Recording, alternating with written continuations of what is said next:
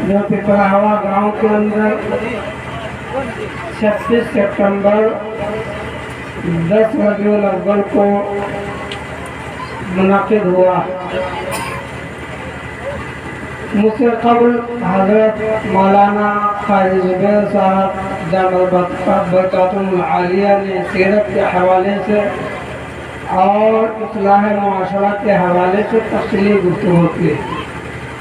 उसके बाद हजरत मौलाना ज़फ़र कमाल साहब बरकातुहुल आलिया ने सीरत के ताल्लुक़ से बयान फरमाया कि अगर हम अल्लाह के नबी अलैहिस्सलाम की सीरत को सुन्नत को अपना लें तो दुनिया और आखिरत के अंदर हम कामयाब हो जाएंगे।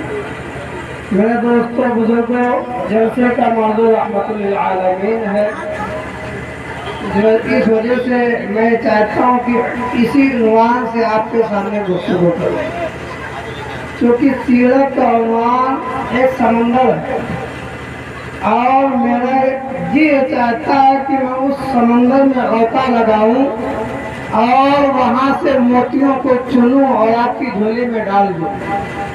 मेरे दोस्तों बुजुर्गों, अल्लाह के नबी अलैहिस्सलातु वस्सलाम की आमद से पहले दुनिया के क्या हालात थे और किस माहौल में लोग जिंदगी गुजार रहे थे, खास तौर से जज़ीरतुल अरब का क्या माहौल था। तारीख और सीरत की किताबों के अंदर लिखा है कि दुनिया तारीखियों के गड्ढे में फंस के गर्क हो गई। एक ऊँटनी है, अगर वो किसी के खेत में चली गई, जानवर है चला गया, तो उसके थन काट दिए गए और उस पर जो जंग हुई, रसूलुल्लाह सल्लल्लाहु अलैहि वसल्लम के खानदान में 43 बरस तक जंग चलती रही, लगी रही। तो अरब जिसकी तहजीब और तमद्दुन इतनी बिगड़ी हुई थी कि लोग बैतुल्लाह के सामने खड़े होकर कहा करते थे कि मैं सबसे बड़ा आदमी हूँ, इस वजह से कि मेरे बाप का 1000 औरतों से याराना था। इतनी बिगड़ी हुई तहजीब, इतना बिगड़ा हुआ तमद्दुन, इतना बिगड़ा हुआ माशरा, इतना बिगड़ा हुआ समाज, इंसानियत तबाह हो चुकी थी। ईमान व यकीन का नाम और निशान नहीं था, अखलाक न था, किरदार न था, इंसान को जानने वाला न था। तमाम कायनात खुदा को फरामोश कर चुकी थी। जिहालत ने आकर इस कदर बेड़े डाले कि लोग अपनी बच्चियों को जिंदा दरगोर कर दिया करते थे। कुरान करीम है, फरमाया अल्लाह तबारक व तआला ने कि वैदल मौऊदतु सुइलत, कि मैं जरूर बजरूर मुझसे पूछूंगा कि किस जुर्म में इन बच्चियों को दफन करते हो, क्या खता की थी इन्होंने, क्या जुर्म किया था इन्होंने। लेकिन उस आने वाले ने आके ऐसे हालात पैदा किए कि इसी को शायर ने कहा है कि जो खुद ना थे राह पे औरों के हादी बन गए, जो खुद ना थे राह पे औरों के हादी बन गए, क्या नजर थी कि मुर्दों को मसीहा कर दिया। मेरे दोस्तों बुजुर्गों, आपस में दस्तों गिरेबा होने वाले लोग, दुश्मनों की तूफान में पलने वाले लोग एक दूसरे की इज्जत और आबरू के निगहबान बन गए। रहमत आलम सल्लल्लाहु अलैहि वसल्लम ने आकर ऐसे हालात पैदा किए कि दुनिया चमक उठी, एक मीजान में आ गई। बदनसीब है वो लोग जिनके घरों से जिहालत आज तक नहीं गई। वही रस्म रिवाज, वही तरीक़ेकार और वही अंदाज और वही मिजाज, बल्कि इसमें और इजाफा हो रहा है। मेरे दोस्तों बुजुर्गों, उस वक्त हालात क्या थे दुनिया के? लोग जातों बिरादरियों के अंदर तकसीम थे। किसी को अपने आली नसब होने पर फख्र था, कोई गोरा है उस पर फख्र कर रहा था, कालों को कमतर समझा जाता था, अजमियों को कमतर समझा जाता था। अल्लाह के नबी अलैहिस्सलातु वस्सलाम ने इरशाद फरमाया कि ला फज़्ल लिअरबिय्यिन अला अजमी, किसी अरबी को किसी आदमी पर, किसी गोरे को किसी काले पर کوئی فوقیت فضیلت حاصل نہیں ہے۔ مجھے بتائیے کہ اعلان دنیا میں کہیں پر ہوا؟ رومن امپائر میں غلاموں کو کچلا جاتا تھا اور چھوٹی برادریوں کو مارا جاتا تھا، اور اس ہندوستان کے اندر شدوں پر جو مظالم ہوئے اور مسلمانوں پر جو ظلم ہوئے اور ہو رہے ہیں، کہیں چلتی ٹرین کے اندر مسلمانوں کو گولیوں سے بھون دیا جاتا ہے، کہیں جو ہجومی تشدد کا نشانہ مسلمانوں کو بنایا جاتا ہے، کہیں پر امام مسجد کو ہجومی تشدد کا نشانہ بنا کر شہید کر دیا جاتا ہے۔ ابھی حال ہی کی بات ہے کہ پارلیمنٹ کے اندر مسلمان کو دہشت گرد کہا گیا، مسلمان کو گالی دی گئی۔ یہ ظلم کیوں ہو رہا ہے؟ کس نے اس بات کی اجازت دی؟ میرے دوستوں بزرگوں، اس زمانے میں رومن امپائر میں، پرشین امپائر میں اور ہندوستان کے اندر اور دنیا کے تمام ممالک میں برادری وار اور فرقہ واریت پھیلی ہوئی تھی۔ سب سے پہلی سزا اقوام متحدہ کا کوئی بچہ بھی پیدا نہیں ہوا تھا، وہ تو 1400 سال کے بعد پیدا ہوا۔ اقوام متحدہ کا کوئی چارٹر بھی نہیں تیار ہوا تھا، اس چارٹر نے بھی اسی نبی کے طفیل نے سب کچھ سیکھا۔ اس نبی نے اعلان فرمایا کہ اے انسانوں، اے چودھریوں، اے دولت مندوں، اے عہدے والوں، کسی فقیر کو، کسی غریب کو، کسی رکشے والوں کو، کسی ٹھیلے والے کو کمتر مت سمجھنا، یہ سب کے سب برابر ہیں تمہارے۔ اگر تم اللہ کو نہیں پہچانتے تو تمہارا عہدہ پیروں میں رونے جانے کے قابل، اگر تم خدا کو نہیں پہچانتے تو تمہاری دولت تو کوڑی کی ہے، اگر تم اپنے والد کو نہیں پہچانتے تو تمہارے ملازم تمہیں نہیں پہچانیں گے۔ میرے دوستوں بزرگوں، انسانوں کی عزت کو سربلندی عطا کرنے والی ذات محمدی ہے۔ سارے انسان کو اللہ کے نبی علیہ السلام کا احسان مند ہونا چاہیے۔ اگر آپ کو نبی نے بنایا جاتا، آپ کا پیغام نہ ہوتا تو انسان کیڑے ہوتے، مکوڑے ہوتے، بچھو ہوتے، اژدہے ہوتے، انسان نہ ہوتے۔ آج جو کچھ انسانی اخلاق نظر آ رہا ہے، یہ طفیل ہے آقا نامدار جناب محمد مصطفیٰ علیہ السلام۔ میرے دوستوں بزرگوں، اللہ کے نبی علیہ السلام نے ارشاد فرمایا کہ انما بعثت لاتمم مکارم الاخلاق، کہ مجھے اس وجہ سے بھیجا گیا ہے کہ میں لوگوں کو اعلیٰ ترین اخلاق بتا دوں۔ اب آپ کو کیسے اچھی طرح رہنا ہے؟ فرمایا اللہ کے نبی علیہ السلام نے کہ ناخن میں میل نہ ہو، بغل میں درد بال کو صاف کرو، اور فرمایا نہاؤ دھو اور وضو کرو، روزانہ وضو کر کے نماز پڑھو، میلے کچیلے کپڑے میں ڈبوں میں مت رہو، اور عطر لگاؤ، خوشبو لگاؤ، اس کے بعد پاکی اور پاکیزگی کے ساتھ اللہ کی عبادت کرو۔ میرے دوستو بزرگوں، اللہ کے نبی علیہ السلام نے فرمایا کہ گھر کو بھی صاف رکھو، صفائی سکھائی، عبادت سکھائی، بڑوں کا ادب سکھایا، چھوٹوں کو شفقت سکھائی، اور والدین کا احترام سکھایا۔ فرمایا اللہ کے نبی علیہ السلام نے کہ الجنت تحت اقدام الامہات، کہ ماؤں کے قدموں کے نیچے جنت ہے، اور باپ جنت کا دروازہ ہے۔ باپ کی ناراضگی میں اللہ کی ناراضگی ہے، اور باپ کی رضا میں اللہ کی رضا ہے۔ اور فرمایا اللہ کے نبی علیہ السلام نے کہ پڑوسیوں کا بڑا حق ہے، اور فرمایا اللہ کے نبی علیہ السلام نے کہ جو شخص کسی بیمار کی عیادت کے لیے جاتا ہے، وہ شخص ایسا ہے جیسے جنت کے باغوں میں بیٹھا ہوا پھل کو دھو کے کھا رہا ہو۔ فرمایا نبی علیہ السلام نے جو شخص کسی غریب کی، کسی مزدور کی، کسی بیوہ کی، کسی یتیم کی خدمت کرے گا، اس کی امداد کرے گا، فرمایا کہ وہ شخص اس شخص سے بھی افضل ہے جو روزانہ دن میں روزے رکھے اور رات کو نفل نماز پڑھے۔ دن بھر روزے رکھنے والے اور رات بھر نفل نماز پڑھنے والے سے بہتر اس شخص کو فرمایا جو خدمت کرے غریب کی، مزدور کی، بے روزگار کی، بیوہ کی، یتیم کی خدمت خلق کا انجام دے۔ میرے دوستو بزرگوں، اللہ کے نبی علیہ السلام نے ارشاد فرمایا جب استنجا جاؤ تو استنجے کو بائیں ہاتھ سے صاف کرو، دائیں ہاتھ کو گندے کاموں میں استعمال مت کرو تاکہ جراثیم وغیرہ سے بچا جا سکے اور میڈیکلی ہاتھوں کو خلط ملط نہ کیا جائے۔